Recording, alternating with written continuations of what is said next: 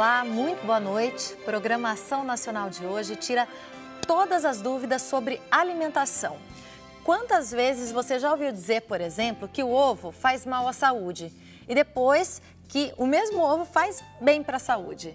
O mesmo acontece com uma série de outros alimentos do dia a dia. Por isso, a gente quer tirar dúvida nessa noite. Participe 19 3871 9620. Se você preferir, açãonacional@rs21.com.br. Nós ainda estamos nas redes sociais, Twitter, Facebook, você pode deixar o seu recadinho lá. Claro, a gente citou aqui o exemplo do ovo, é um dos alimentos, mas todos os alimentos que fazem parte do nosso dia a dia, a gente vai estar falando aqui hoje. Se você tem alguma dúvida a respeito da nutrição, de alimentação, participe com a gente. Nós vamos sortear no final do programa para as participações esse livro aqui, ó, Os Alimentos contra o Câncer. Vou mostrar para vocês. É um livro bastante interessante e mostra uma série de alimentos aqui que podem te ajudar aí no combate às doenças, principalmente ao câncer, né? Muito legal, numa linguagem bastante acessível.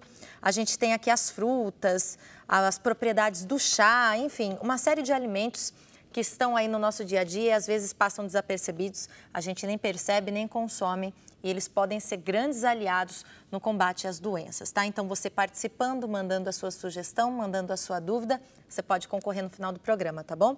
Quero receber com muito carinho as nutricionistas, a Edna Sakamoto. Seja bem-vinda à Programação Nacional. Edna, obrigada por aceitar o nosso convite. Obrigada pelo convite. E também a Priscila Marques, também nutricionista, que participa e tira todas as nossas dúvidas hoje. Boa noite, seja bem-vinda. Obrigada. Você de casa também, muito obrigada desde já pela participação. E eu começo esse programa por um dos alimentos que deixam muita gente de cabelo em pé, porque realmente é difícil deixar de lado, o chocolate. Será que chocolate faz bem ou faz mal para a saúde? Veja só.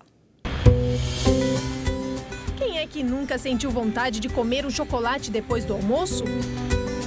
Para algumas pessoas, apenas um pedaço é suficiente, mas para outras, esse pedaço é extremamente necessário. A sensação pré-chocolate é uma coisa assim, é uma angústia que te bate, é uma sensação de parece que o ar não entra. É uma opressão mesmo, né? Você sente alguma coisa, tá te pedindo alguma coisa, um aperto, um incômodo, tá faltando alguma coisa no seu dia. Depois que Suzana come o chocolate, as sensações são outras. É uma sensação de saciedade, de conforto, né? De relaxamento mesmo. O especialista explica que isso acontece porque o chocolate contém ao menos 7 substâncias psicoativas benéficas que agem no sistema nervoso central e estimulam boas sensações. Essas substâncias nos trazem sensação de prazer, elas atuam nos sistemas de motivação, não é?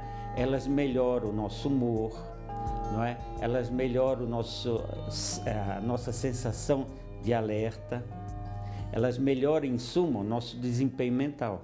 As estatísticas revelam que as mulheres são as maiores consumidoras de chocolate em todo o mundo. Para aquelas que sofrem de insônia, o recomendado é comer uma barrinha de 6 gramas de chocolate escuro antes de deitar. Mas o excesso pode ser perigoso, mesmo desse chocolate com maior concentração de cacau, porque o chocolate pode causar dependência.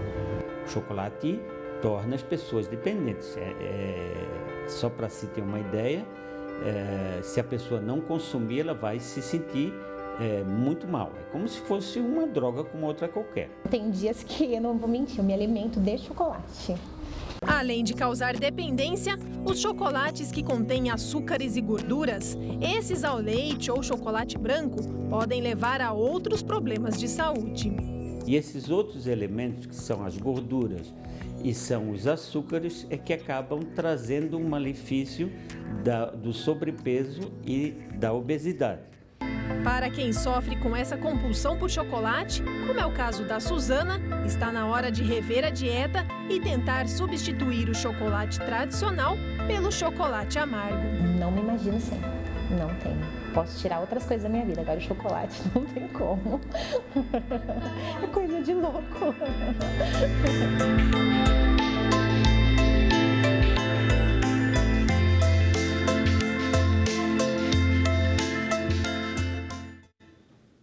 E olha só, quando a repórter Ana Paula perguntou quem é que não sente vontade de comer chocolate depois do almoço, nem que seja um pedacinho, teve gente aqui no estúdio que já disse que todo dia tem vontade, tá? Eu não vou contar que eu sinto essa vontade também, mas a gente quer saber o seguinte, causa dependência mesmo? É tão perigoso quanto parece? Ou não, é normal, tranquilo, um pedacinho por dia? Edna, Priscila? Eu acho que tudo é uma questão de moderação. Então, sem dúvida, no caso da moça da entrevista, que estava com uma barra assim, grande de chocolate, esse consumo excessivo de açúcar e gordura pode levar, sim, a um sobrepeso, a um excesso de açúcar, ou seja, uma hiperglicemia, né?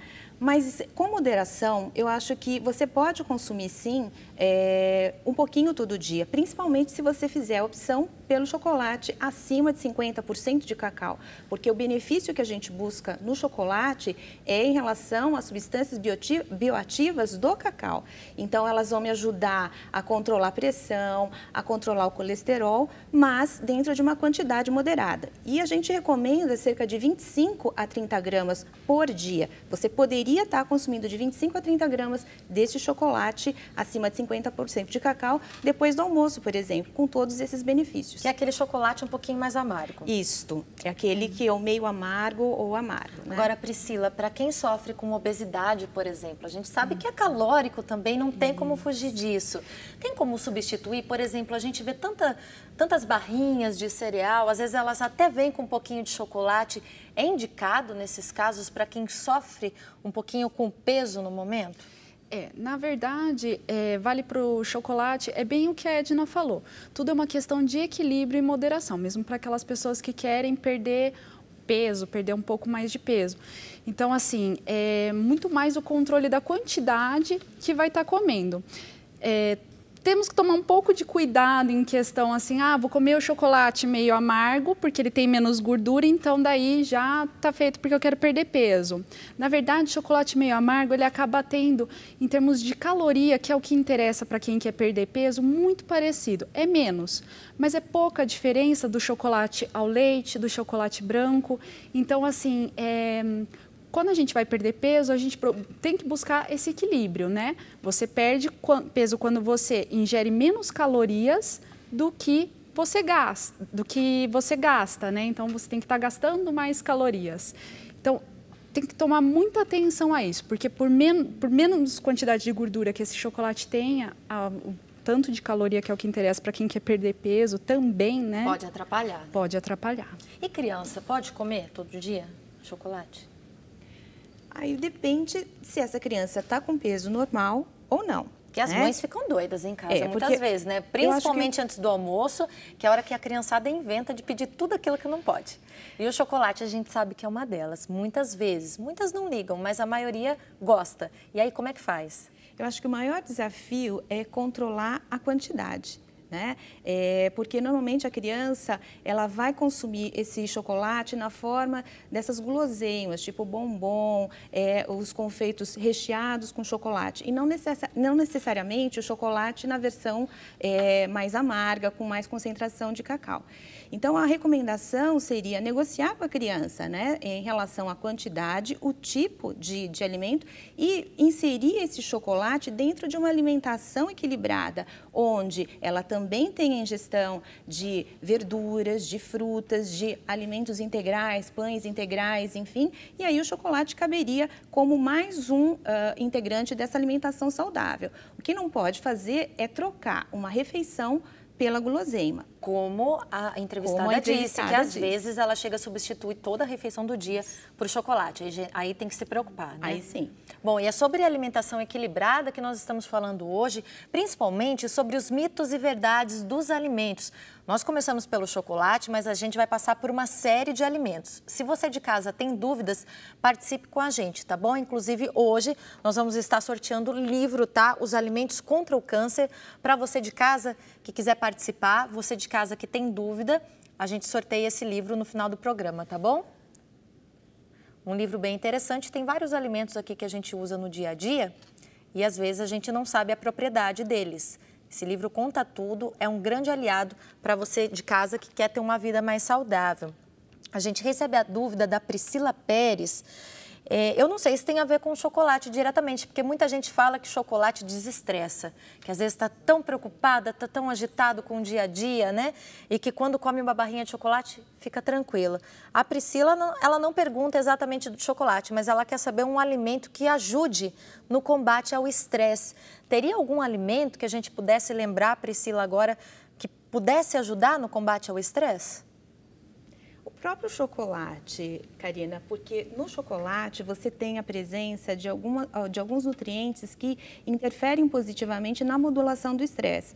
Um deles é o magnésio, a B6, a vitamina B6 e o próprio o cacau em si. Então, eles vão ajudar na produção de neurotransmissores que dão essa sensação de bem-estar, diminuindo a ansiedade. Então, acho que o chocolate é um exemplo, a banana é um outro exemplo, a aveia, porque eles também têm essas substâncias como a B6, o triptofano, que são precursores, são substâncias, são nutrientes precursores desse neurotransmissor, que dá uma sensação de bem-estar e de menos ansiedade, menos estresse. Então, são algumas sugestões, né? Não sei, Priscila, se você pode lembra. te ajudar, viu? Priscila, o chocolate, moderadamente, pode te ajudar bastante aí a combater o estresse. É bom a gente saber também, porque o estresse hoje é um dos motivos, né? Um dos grandes motivos aí que fazem, né, que faz com que as pessoas busquem uma alimentação mais equilibrada. A seguir, a gente vai falar sobre o leite. Será que o leite faz bem à saúde? Você já parou para pensar nisso? Se você não dispensa esse alimento, fique ligado, nós voltamos já.